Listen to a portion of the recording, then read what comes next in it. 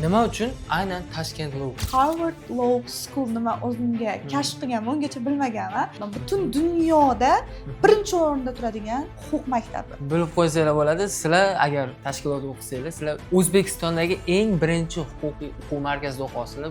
Dunyoga kelganimda oyimga menimcha prokuror bo'laman degan bo'lsam kerak.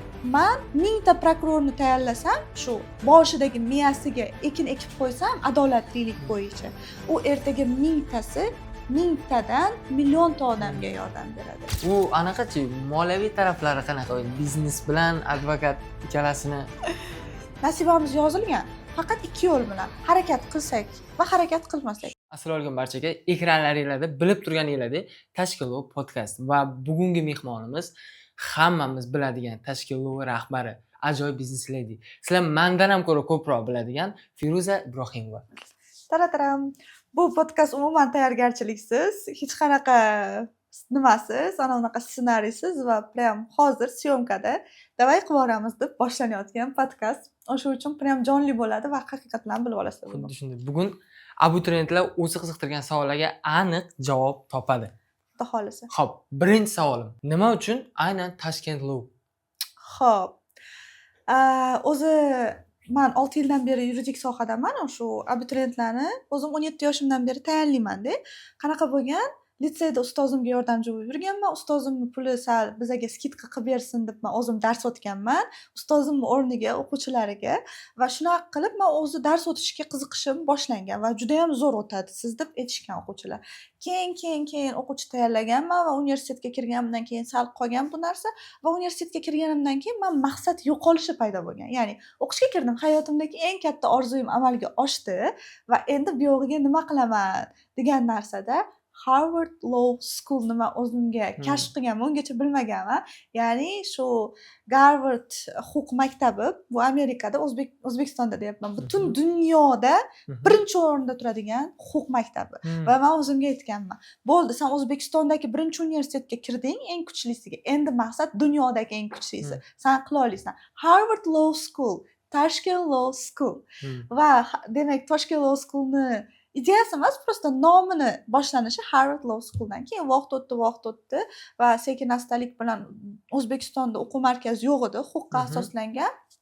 Va o'zimga aytdim, nima uchun hamma yo'nalishda bor, именно yuridiskiy направлениyaga hamma narsa bitta joyda bo'ladigan, bolani qiyinchiligini oson qiladigan o'quv markazi yo'q dedim-da. Nomiga kelganda Harvardni orzu qilaman, demak Tashkent Law Schoolni qilaman va inshaalloh Tashkent Law Schoolni endi dunyodagiga hali qo'rqyapman bu gapni aytishga, lekin MDH davlatlar o'rtasidagi Harvard qilaman deb o'sha paytning o'zida boshladim. Xudo xolasa. Xudo xolasa. Bilib qo'ysanglar bo'ladi, sizlar agar tashkilotda o'qisanglar, sizlar O'zbekistondagi eng birinchi huquqiy o'quv markazida o'qasizlar. Bundan faxrlansa arzigulik narsa deb ham. Juda ham. Yana bitta savol kelib qoldi menga. Nimaga yuridik yo'nalishni o'zi tanlamagansiz? Nimaga aynan shu biznes ledilik yo'nalishini tanlab ketgansiz? Ko'pchilik abituriyentga o'xshab, 90% abituriyentga o'xshab, men ham tug'ilganimdan prokuror bo'laman deb tushganman. Dunyoga kelganimda oyimga menimcha prokuror bo'laman degan bo'lsam kerak. Ya'ni hamma prokuror bo'laman deydi boshida. Juda ham prokuratura sohasini orzu qilganman, yoqqan, havasim kelgan, prям zo'r soha. Prям meni xarakterimga mos soha. Hozir ham aytadi odamlar, prokuror bo'lganingizda siz prям уже, ya'ni prokuraturaga ishga kirganingizda prям o'sib ketardingiz, xarakteringizga to'g'ri keladi, halollik, adolat degan narsaga. Nima uchun aynan prokuratura sohasi, yuridik sohasi emas? O'yladim. Agarda men prokuraturada ishlaydigan bo'lsam, men bitta kishiga kuniga 2 ta kishiga yordam bera olaman va umumiy hisobda masalan 1000 ta kishiga yordam bera olaman. Общий hayotim davomida, ya'ni adolat o'rnata olaman 100 ta kishi uchun. Keyin o'yladim, 1000 ta kishi kam. Qara dedim. Sen 1000 ta prokurorni tarbiyala, chunki abituriyentlik sohasidan fikrlarini korrupsiyadan uzoqlashtirsangiz, halollik, adolatni, abituriyentlik endi huquq qadam bosayotgan paytidan halollikni abituriyentga o'rgatsangiz, u abituriyent ertaga prokuror bo'ladi, xudo xolasa. Sudya bo'ladi va men 1000 ta prokurorni tayyorlasam, shu boshidagi miyasiga ekin ekib qo'ysam, adolatlilik bo'yicha, u ertaga 1000 tasi 1000 tadan millionta odamga yordam beradi va bu yerdagi missiyam mani, ya'ni abituriyent sohasidagi missiyam kattaroqligini tushundim va ikkinchi sababi ayol kishimiz baribir. Davlat ishi zo'r, faqat davlat ishida ayol kishiga salgina og'ir. Hozir shuncha imkoniyatlar yaratilingan. 6 gacha ish, boshqa narsa, lekin baribir stressi, boshqa narsasi kuchli bo'ladi u sohani va men ayolligimni ertaga xudo xohlasa ona bo'lsam, onaligimni tanladim desa bo'ladi. Bu menimcha to'g'ri qaror. Yana bilmayman, har bitta insonning o'zining yo'li bor. Shunaqa qilib mingta prokurorni tayyorlaymiz endi bu yog'iga xudo xohlasa. Xudo xohlasa. U anaqachi moliyaviy taraflari qanaqa? Biznes bilan advokat ikkalasini Xo'p, Hasan, bu savolingizga javob bersam hozir ko'pchilik abituriyentlar yuridik soha emas, biznes deb qolishi mumkin. Avvalambor rizq Allohdan. shunday. Men o'ylayman, agarda biznes sohasida emas, aynan advokatura sohasi deylik, o'sha yerda ishlasam ham men shu pulni hozir topayotgan bo'lardim. Faqat u yo'nalishda. Cambridge rahbarining intervyusini ko'rib qoldim-da, nasiba biza hayotga tug'ilishimizdan oldin yozilgan bo'lar ekan. Yozilgan bo'lar ekan. Ya'ni bizani shu peshonamizga yozilgani, hayot yo'limizga o'xshab Alloh beradigan nasibamiz yozilgan bo'lar ekan. Lekin men bunga sal o'zgartirish kiritaman. Qanaqa? Nasibamiz yozilgan, faqat ikki yo'l bilan harakat qilsak va harakat qilmasak. Va advokaturada ham men shunaqa harakat qilardim va shunaqa barakam shunaqa bo'lardi deb o'ylayman. Lekin topadigan pul baribir biznesda kattaroq tan olishimiz kerak. Biznesda endi bu nomi bilan biznes. No, biznesda risk ham katta. Pulsiz qolishingiz ham ko'p bo'ladi. Boshida umuman pul bo'lmaydi. Men Toshkentni 3 yil bo'lgan bo'lsa ochganimga 2 yil, 2,5 yil umuman bir tiyinsiz yurganman. Ya'ni men yaxshi kiyinish, boshqa narsani ota-onam o'rgatgan-u, lekin men shu narsalarga ham dars sarflamaganman. O'sha tashkilot ochilgan paytda ham sizni anaqa pulsiz yurgan paytlar shunda o'sha boshlarida. Juda ham o'zi Toshkentda investitsiyasiz ochilgan markaz, bir tiyin tikmasdan ochilgan markaz. Endi siz o'ylang, iPhone 8 telefonim bor. Azimjon aka bir podдержка qiladilar, $200 nimaga, targetga, boshqa narsaga. U paytgacha уже o'quvchi yig'ib bo'lgandim. O'quvchi yig'ib sal-pal aylantiraman. No, o'zimga unaqa pul yo'q. Mani rasxodim ovqatlanishimga ketardi. Kvartiramga ketardi u payt. Va bo'ldi. Kiyinish, boshqa narsani ham ishonasizmi? Oddiy eng arzon do'konlarga borib kiyinardim. Kiyinadigan paytimda. 2-3 yil yurdim, pulsiz, minusiga chidadim va endi foyda keldi. Advokaturada foyda yaxshiroq bo'ladi boshida ham. Bitta ish olsangiz $1000, $2000. Yaxshi faoliyat yuritsangiz, yordamchi bo'lsangiz, oyligingiz, stabil oyligingiz borda kamida.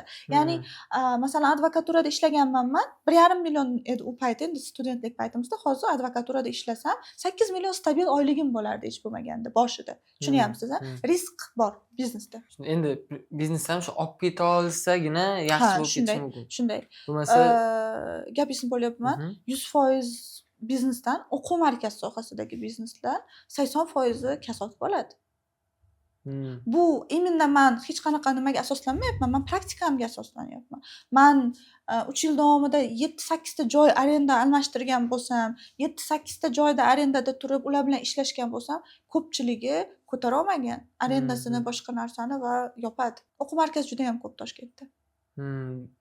Aynan huquqiyda ham bu yangi bo'lgani uchun ham menimcha nima sababdan zo'r bo'lib ketish tashkiloti deb o'ylaysiz? Qarang, raqobat huquqiyda realni men boshlagan paytimda kam edi. No, bizda auditoriya ham kam. Masalan, ingliz tilida raqobat kuchli deymiz, auditoriya katta-ku. Siz ham hozir ingliz tilini o'rganmoqchisiz. Ichingizdagi bir kichkina Hasancha.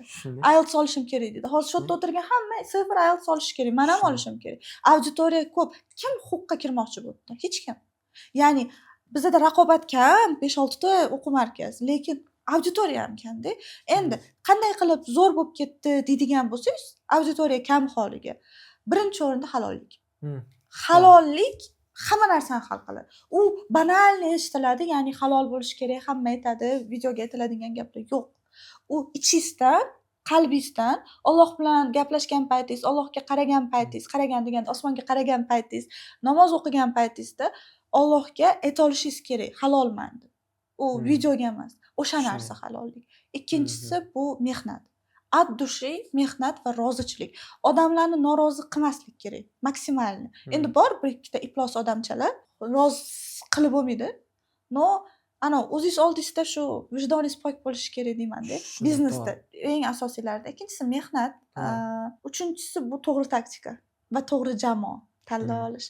Jek mani gapi bor. Men aqlli emasman, lekin meni yutug'im men aqllilarni yig'ganman. Men ham shu pravilaga asoslanib ishlayman. Masalan, sizni ham oyligingiz katta, Jalolniki ham, Ahror akanniki ham, hammani oyligi yaxshi.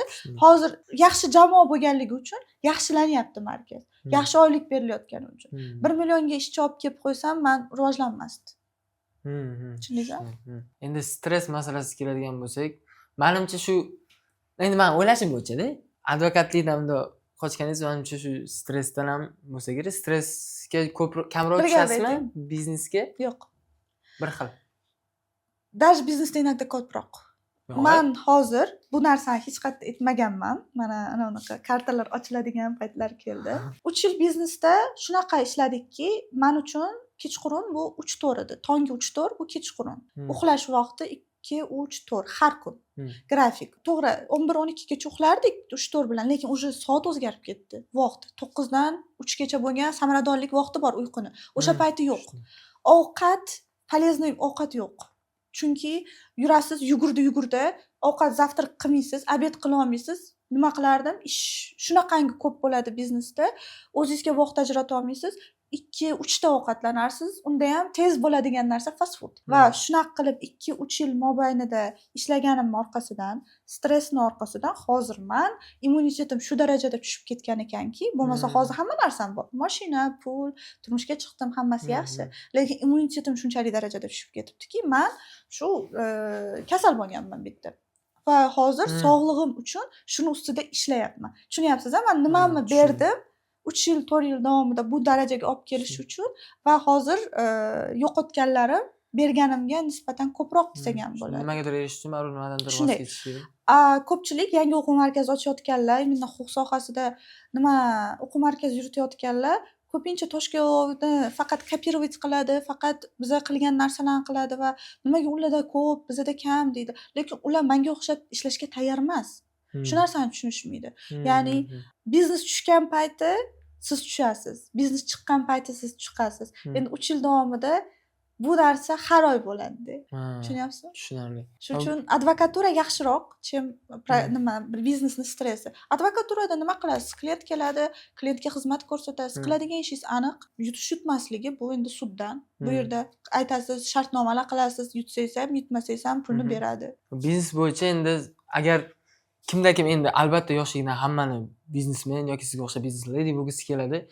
Endi shunaqa bo'lmoqchi bo'lganlar uchun baribir qisman qanaqa qiyinchiliklar borligini ochib berdik degan umiddaman. Endi abituriyentlarga o'tadigan vaqt ham keldi. Da, ayniqsa yuridik soha. Hamma o'zi menda yuridik sohani ko'radi. Men juda ham biznesmen bo'lib ketyapman. Yuridik sohadan biznesda ko'p gapiryapman. Xo'p. Endi siz ham bitta anaqa misol uchun kimgadir nimadir tushuntirib berib, kimdir misol qilib tushuntirib berganda, misol uchun sizni misol qiladigan odamlar qatoridasiz-da. Misol uchun masalan Feruz Ibrohimov shunaqa qilgan deb turib. Endi kim bilsin, bizning kuzatuvchilar orasida ham balki Xudo xolasa shu bo'lajak biznesmen yoki biznes liderlar aynan sizdan ilhom olib biznesmen bo'lib ketishadi. Va bu ham bekorga aytilmadi bu gaplar ham. Endi abituriyentlarni gali keldi.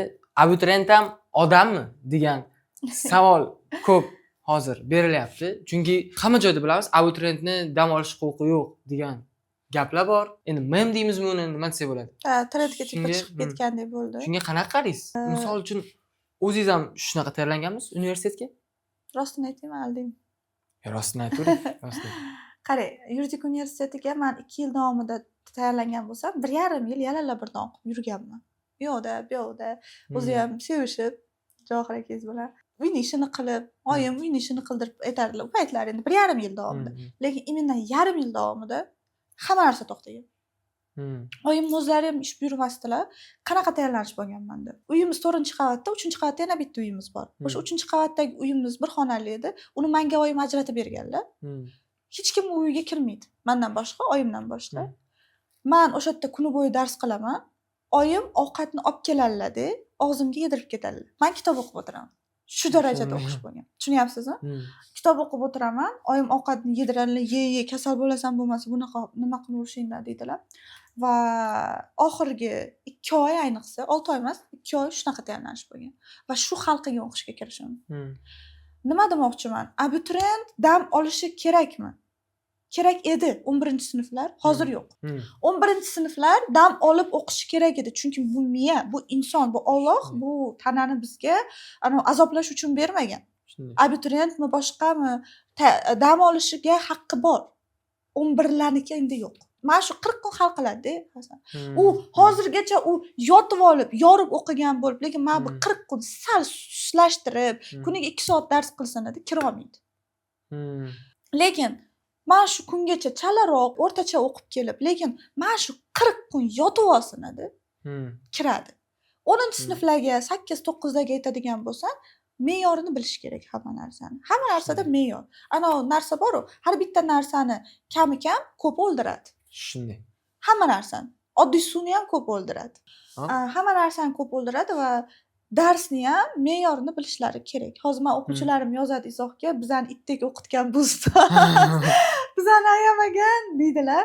Yo'q, men ularga o'zlariga dam berardim. Masalan, bog'ga boringlar dedim. Ularni представлениясida dam bu Instagram ko'rib o'tirish. Instagram ko'rib o'tirgan paytingiz mengiz battar narusheniyasi buziladi. Undan ko'ra dam, haqiqiy dam bu telefonni o'chirish, kitobingizni o'qib olish. Dam olmoqchimisiz? Tabiatga chiqing, ko'chaga chiqing. Ota-onangiz bilan suhbatingiz ham. Prям hamma narsani chetga qo'yib, miyaga hordiq berishingiz bu dam. Dam olish ham to'g'ri va noto'g'risi bor ekan. Albatta, albatta. TikTokda o'tiradi-da, men dam oldim, dam olayotgandim deyman. TikTokda o'tirib nimani dam olasan sen? U yoqda seni miyangni sen xo'rlayapsan. Qo'pol qilib aytganda. U keraksiz emas, faqat qarang. 30-40 sekundlik videolar shunaqa nimaki, bizada hozir insonlarda shunaqa bo'lib qoldiki, inson 1 minut, 2 minutlik narsa ko'ra olmayapti o'zi. Sizni oldingizdan ham uzun video chiqsa, mana bu tezlashtirishni bosib ko'rasiz. Shunday. Hamma shunaqa bo'lib qoldi. Uje sabr, kitobga fokus yo'q.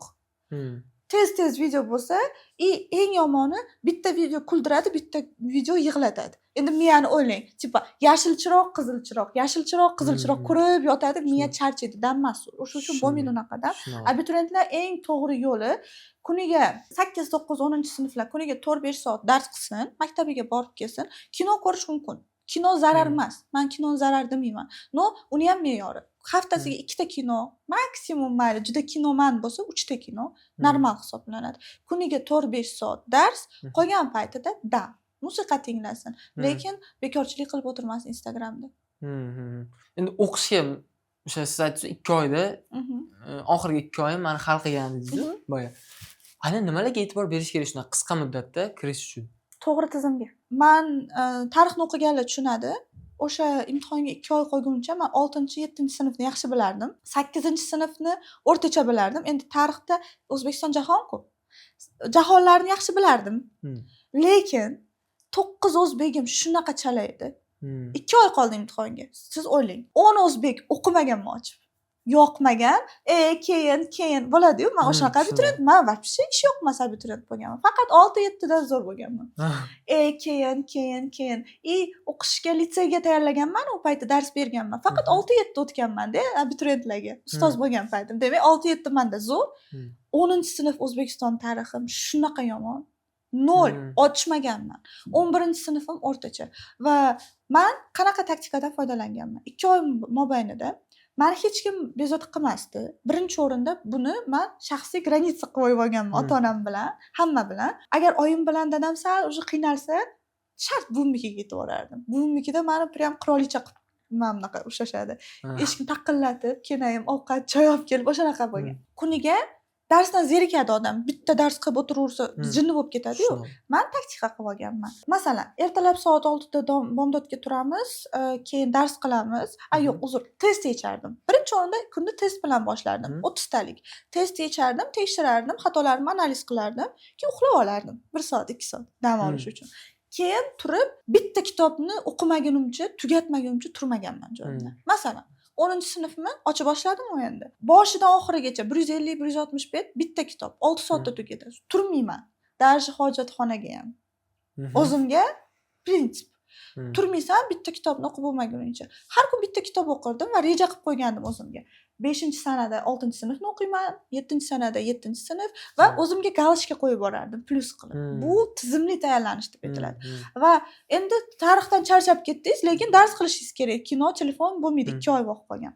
Plus dabdala testlaringiz 20, 15 ta, 17 ta chiqib yotibdi. Keyin tarixdan charchagan paytim ingliz tili qilardim. Ya'ni ingliz tilidan dars qilishim men uchun bu dam edi. Tushunyapsizmi? Ingliz tilidan charchadimmi, tarixdan dars qilardim. Tarixdan dars qilishim bu dam. Ingliz tilidan dam olyapman. Tushundingiz? Bittasi jonga tegadi, bittasiga o'tasiz. Bittasi jonga tegadi, bittasiga o'tasiz. Ham bir xil ham bo'lib qolmaydi. Da, bir xil bo'lmaydi. Shunda zerikib ham qolmaysiz, o'zingizga bahona topa olmaysiz va o'zingiz bilan kelishib olishingiz kerak. O'zi hurmatli abituriyentlar, 11-sinflar, bir oy, 1,5 oy vaqtlaringiz qoldi. O'zingizlar bilan kelishib olinglar. Aniq kirmoqchimisiz? Bo'ldi, oxirgi nafasingizgacha harakat qiling. Prям joningizni berib yuboring shu o'qishga. Yotib oling. Da, ochiq aytyapman. Yig'ishtiring hamma narsani, dugona, sevgi. Men ham yig'ishtirganman o'sha payt. Siz ham sevishgansiz-ku deyshadi menga. Da, lekin biz shu paytda shunaqa kelishganmiz turmush o'rtog'im bilan. Biz ko'rishmaymiz. Biz faqatgina bir-birimizni to'g'ri yo'lga boshlash uchun gaplashamiz telefonda. Qanaqa? Bomdodga bir-birimizni turg'izamiz, uyg'otamiz. Uyg'ot, endi o'zi ham yaxshi ko'rasizlar, bir-birlaringizni majbur turasizda. Bomdodga uxlab oling degan narsa yo'q. Tipa, turasiz, keyin dars qilyapsanmi? Dars qilyapman. Dars qilmayotgan bo'lsa kimdir, dars qil deb qo'yadi. Bo'ldi. Yaxshimisiz? Sog'indim, men yo'q. 2 oy vaqt qoldi. Unaqa narsalarga vaqt yo'q. O'sha uchun sizlar ham yig'ishtirib olinglar hamma narsani. Instagram, TikTok, YouTube mayli bizani ko'ryapsizlar, hozircha mumkin. Hamma narsani yig'ishtirasiz, faqat o'qiysiz. Xudo xohlasa kirasiz. Mana shu 40 kuningiz menga ertaga rahmat deb, mana shu yerda ko'rib, ertaga o'qishga kirganlar, menga markazga, Chilonzorga bitta buket gul bilan kelinglar. Yonida mayli Kia K5 bo'lsa ham bo'ladi, yo'q demayman. No, buket gul bo'lsin.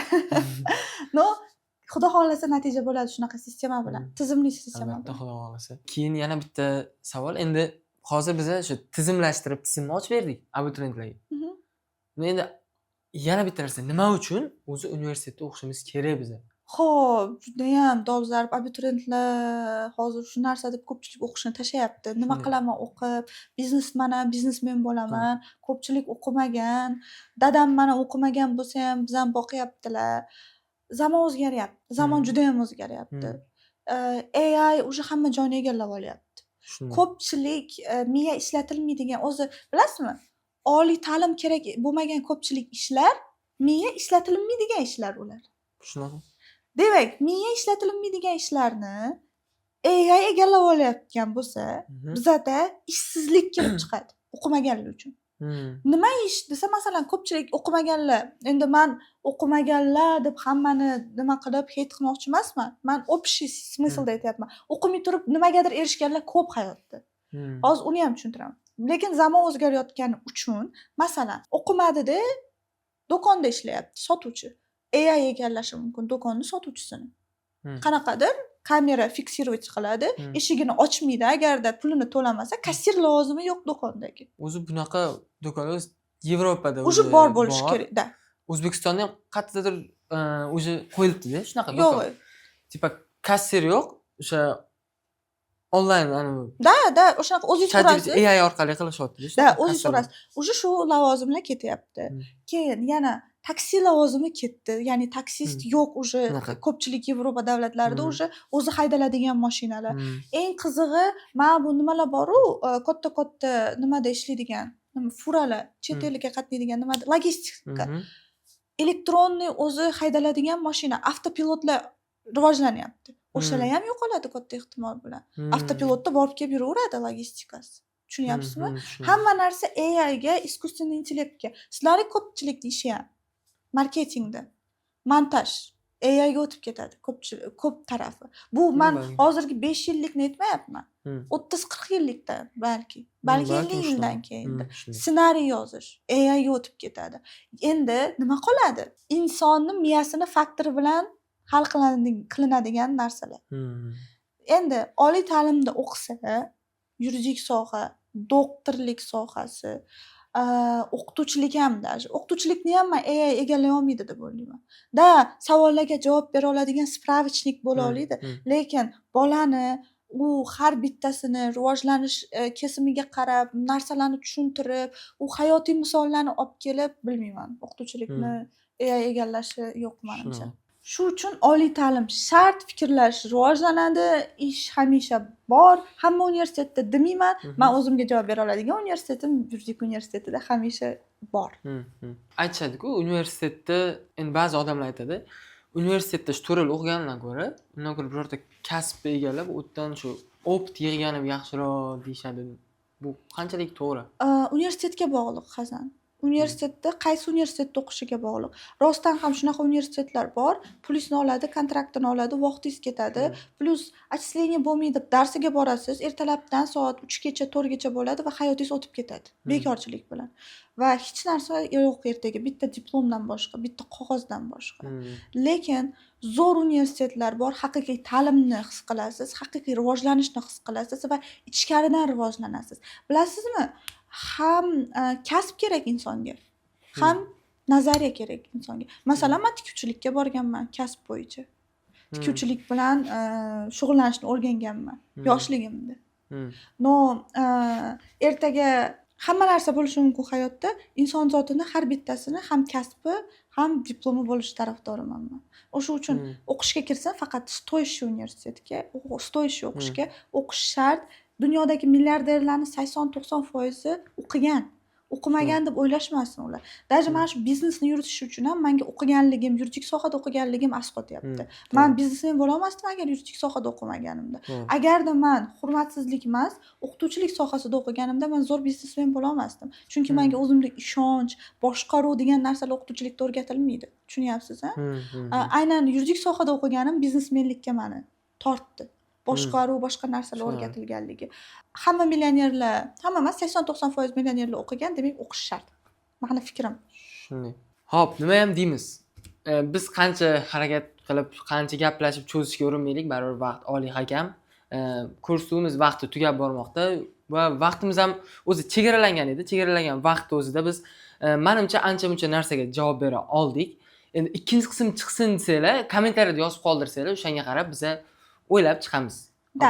Abituriyentlarga oxirgi so'zingiz. Xo'p, bo'lajak yuristlarim, avvalambor shu oxirigacha ko'rgan bo'lsangiz, barakalla. Siz hali fokusi bor, hali ertaga kelajakda umidi bor insonsiz. Ikkinchidan, izohlarda savollaringizni yozib qoldiringlar. O'ylab ko'rmaymiz. Agar savollar 40 tacha savol yig'iladigan bo'lsa izohlarda, albatta ikkinchi sonini chiqaramiz. Aynan yanada yuridik sohaning ichiga kirgan holatda va aynan DTMga yo'naltirilgan holatda bo'ladi. Bu podkastimiz prosta shu bepul sizlarga foydali bo'lishi uchun qilinyapti. Hammaga kattakon rahmat. Ozgina vaqt qoldi. Allohim o'zi sizlarga kuch-quvvat bersin. Bitta narsani unutmanglar. Agarda siz haqiqatdan ham mehnat qilayotgan bo'lsangiz, halol mehnat qilayotgan bo'lsangiz, Alloh sizni hech qachon xafa qilib qo'ymaydi. Agarda o'xshasa, Xudo xohlasa o'xshaydi. O'xshamasa ham undan-da zo'r narsa sizni kutayotgan bo'ladi. O'zimni hayotimdan primer qilib aytyapman bu narsani. Hammanglarni yaxshi ko'ramiz.